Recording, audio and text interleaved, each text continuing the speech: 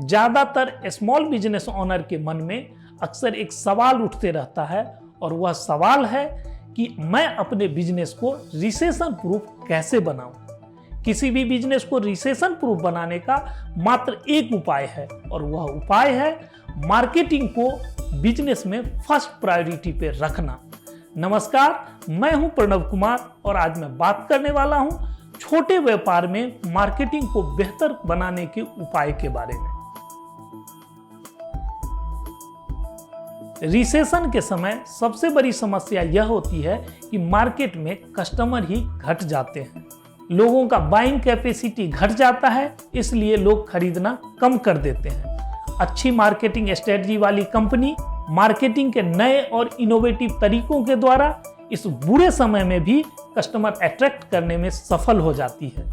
जिस बिजनेस का मार्केटिंग अच्छा होता है उसका अपने कस्टमर के साथ रिलेशनशिप बढ़िया होता है और एग्जिस्टिंग कस्टमर के द्वारा किया गया खरीदारी भी बिजनेस को रिसेशन का सामना करने में मदद करता है। अब सवाल उठता है कि छोटे व्यापार में मार्केटिंग को बेहतर बनाएं कैसे।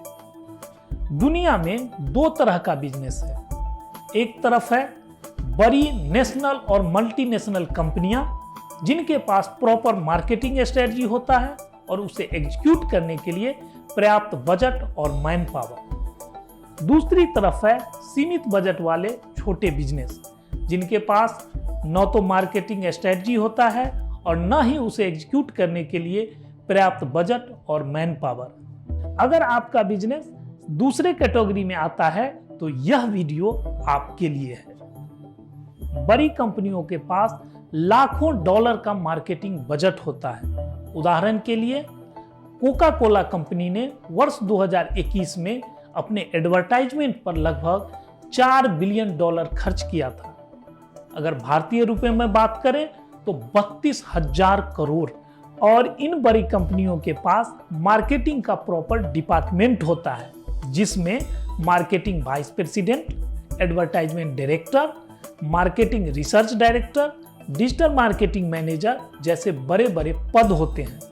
वहीं दूसरी तरफ छोटे बिजनेस का मार्केटिंग बजट कुछ हजार में होता है और मार्केटिंग की पूरी जिम्मेदारी बिजनेस ओनर के ऊपर होता है।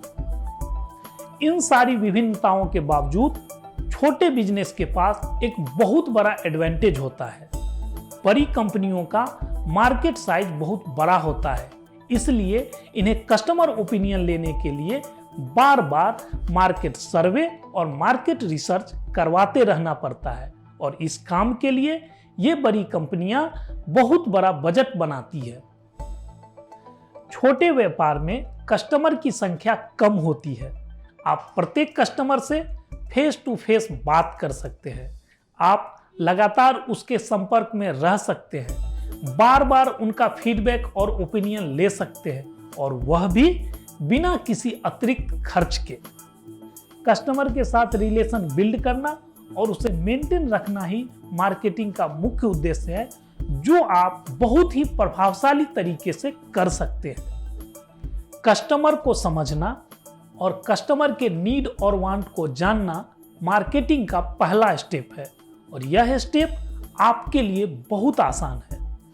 एक बार जब कस्टमर को और कस्टमर के नीड और वांट को समझ लिए तो नेक्स्ट स्टेप आता है कि कस्टमर के इस इनपुट के हिसाब से प्रोडक्ट का प्राइस, प्रोडक्ट के डिस्ट्रीब्यूशन मेथड आदि को डिसाइड करना या उसमें सुधार लाना। इसके बाद तीसरा स्टेप है एडवर्टाइजमेंट और प्रमोशन, जिसके द्वारा आप नए कस्टमर को अपने बिजनेस के पास अट्रैक्ट करते हैं। फिर इस कस्टमर को अपना प्रोडक्ट या सर्विस सेल करने की कोशिश करते हैं। अगर सेल हो गया फिर उसे अच्छा कस्टमर सर्विस दिया जाता है। पोस्ट सेल्स कस्टमर सर्विस का मुख्य उद्देश्य होता है कस्टमर के सेटिस्फेक्शन लेवल को बढ़ाना ताकि वह आगे भी आपके साथ बिजनेस करे और अन्य लोगों को भी आपके बिजनेस के पास रेफर करे। यही पांचों स्टेप्स सर्कुलर लूप में बार बार रिपीट होते रहता है। मार्केटिंग साइकिल नीड आइडेंटिफिकेशन से प्रारंभ होता है और कस्टमर सेटिस्फेक्शन पर जाकर खत्म होता है। हमारा गोल होना चाहिए कि मार्केटिंग के प्रत्येक साइकिल के पूरा होने के बाद हमारे ग्राहकों के सेटिस्फेक्शन लेवल में वृद्धि हो। ग्राहकों के सेटिस्फेक्शन लेवल में वृद्धि होना ही मार्केटिंग का बेहतर होना है। कस्टमर इंटरेक्शन के द्वारा मिले जानकारी के हिसाब से हम अगर सुधार करके कस्टमर सेटिस्फेक्शन बढ़ाने में कामयाब हो गए तो हमारा कस्टमर बेस बढ़ता है और उसके साथ हमारा बिजनेस भी बढ़ते जाता है। मार्केटिंग का कोई शॉर्टकट नहीं है। आप एकाएक एडवर्टाइजमेंट स्टेप या सेल्स स्टेप पर जंप नहीं कर सकते।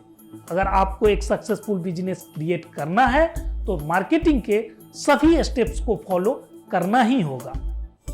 ज्यादातर छोटे बिजनेस में मार्केटिंग एडवर्टाइजमेंट से शुरू होता है और सेल्स के बाद कस्टमर सर्विस के साथ खत्म हो जाता है।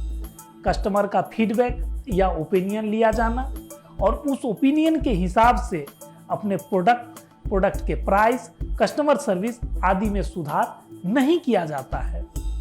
और यही कारण है कि इस तरह के बिजनेस का कस्टमर बेस और फाइनेंशियल ग्रोथ दोनों स्थिर रहता है। इस स्थिरता को खत्म करने का मात्र एक उपाय है मार्केटिंग के सभी स्टेप्स को साइक्लिक वे में फॉलो करना।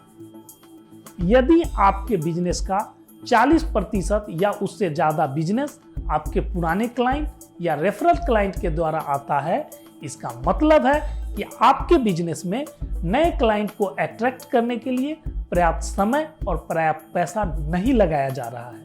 वहीं दूसरी तरफ अगर आपका ज्यादा से ज्यादा ध्यान नए क्लाइंट को आकर्षित करने पर है तो आप अपने पुराने क्लाइंट से होने वाले लाभ से वंचित रह जाते हैं। इसलिए यह जरूरी है कि आप अपना ध्यान नए क्लाइंट अट्रैक्ट करने पर तो लगाए ही, साथ में अपने एग्जिस्टिंग क्लाइंट के साथ भी रिलेशन मेंटेन रखें।